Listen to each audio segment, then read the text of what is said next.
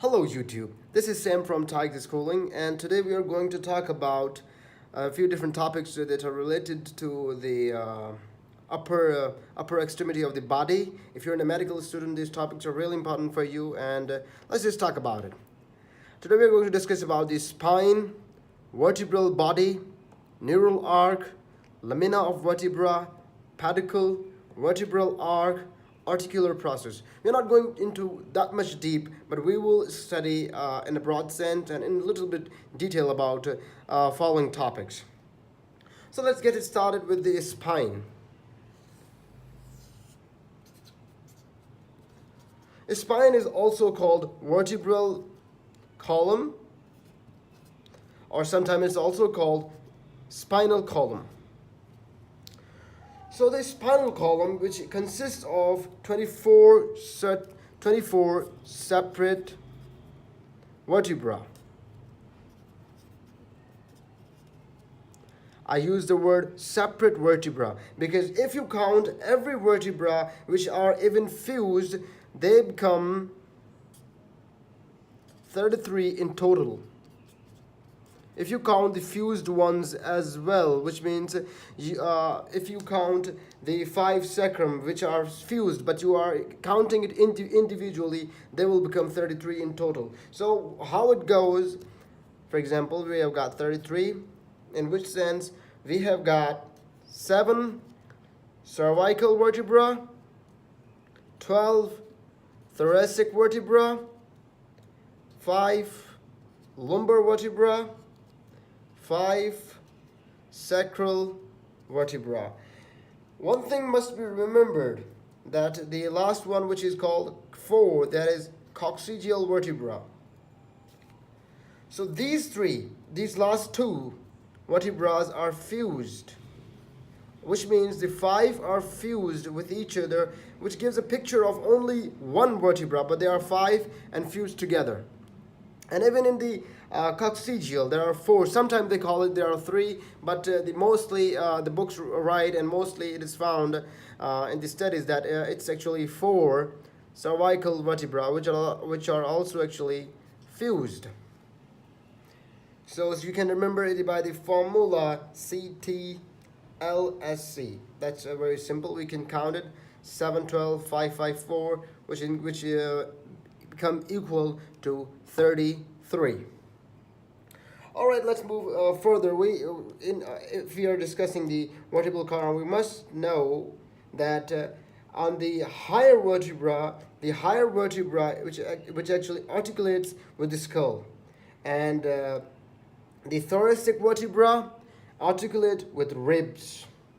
The sacrum, this vertebra of the sacrum, actually the vertebra of the sacrum articulates with innominative bones to form the pelvis. But you must remember these 3 things: higher vertebra, which articulate with skull, the thoracic vertebra with ribs, and the sacrum with 2 innominative bones to form the pelvis, sacrum.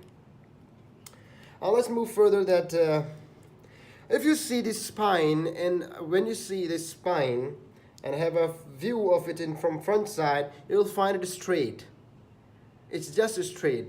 It's just like that. You will find it straight if you see the spine in front of. But as you move it by the side, which means you see it either laterally, you will find that the cervical portion of the vertebra, the cervical region, it actually leans forward. And the thoracic, it actually leans backward, and again the lumbar leans forward.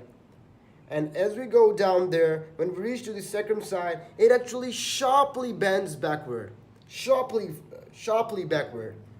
So this is how you see this spine in different position.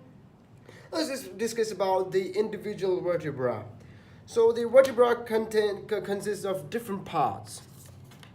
I will put the picture here, so it would be easy to explain the vertebra in a separate vertebra. We will discuss the common features that are found in the the every individual vertebra, but there are specialized features as well of each vertebra of the cervical, thoracic, limbar, and sacrum, and coccygeal region.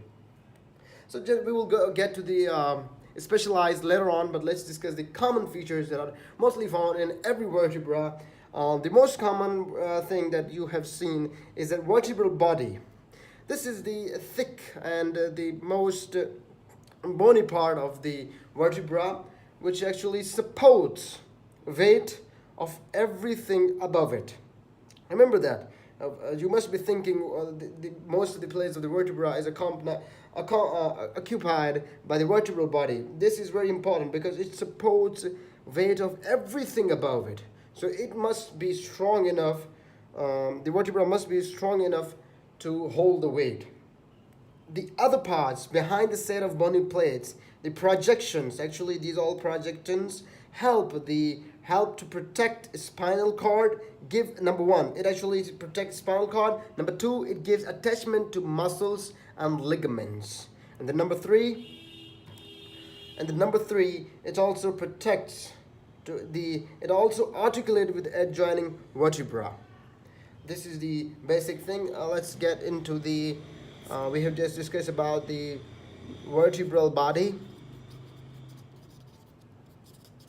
It was easy concept to understand. And now let's move to the neural arc. Neural arc. So, what is neural arc?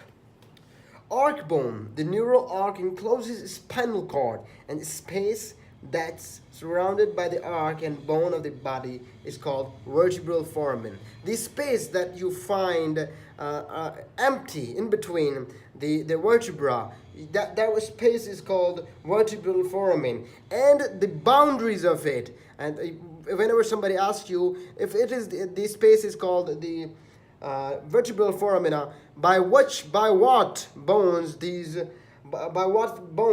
vertebral foramen are formed, we will discuss the bone, but the surrounding area is called neural arc. And all these bones, the different bones, we will discuss the pedicle, lamina together, and the processes together they form the pedicle. Together they form the vertebral arc, which actually helps, which actually creates this foramina. And the one thing more, that the series of vertebral foramina create the tubular space, which means you put one vertebra that has a foramina, which means it has got vertebral foramina. You put another one vertebral foramina. When you keep the vertebra one by one on each other, you will find a tube created, and the tube is called vertebral canal. That big tube, which is formed by the vertebral foramina joined together one by one. Let's talk about the lamina of vertebra, which was our third topic. We have discussed the spine, vertebral body, neural arc. Now let's get into the lamina of vertebra. Actually, the lamina of vertebra, it's a bony structure which exists in pairs, which means two pairs of these lamina on each of these spinal vertebra, which actually provides the roof for the spinal canal and protects the back of the spinal cord. That's it. There's nothing special function of it. It provides other processes which, with the help of the pedicle, we'll discuss that thing later. But this is for it. What it does. Let's just say it's provide roof for the spinal canal and protects back of spinal cord. Protects back of a spinal cord. This is for the lamina of vertebra. Now let's move to the pedicle. So what is pedicle? Actually, pedicle is a stub of bone that's connect the lamina to the vertebral body to form vertebral arc. Let me just say it again. Pedicle is a stub of bone that connect the lamina to the vertebral body to form the vertebral arc. Two short stout process extend from the sides of vertebral body and joined with a broad flat with broad flayed plates of bone, that is lamina, to form a hollow archway that protects spinal cord. So what is it? The pedicle and lamina join together to form define the space through which the spinal cord actually passes. That's it for the pedicle, and you can see the picture how it looks like. So let's just talk about the neural arc. Just let's clear it. Let's just say a neural arc is also called vertebral arc, and it's actually a circle of bone around the canal through which a spinal cord passes. Nothing, it's just a circle of bones, but it's actually formed by the pedicle and lamina of vertebra. So the pedicle, which is the upper edge of the pedicle, has a small notch. Remember that the upper edge of the pedicle has a small notch, and the lower edge has a larger notch. Together, the upper notch and the smaller notch, together they form intervertebral foramen.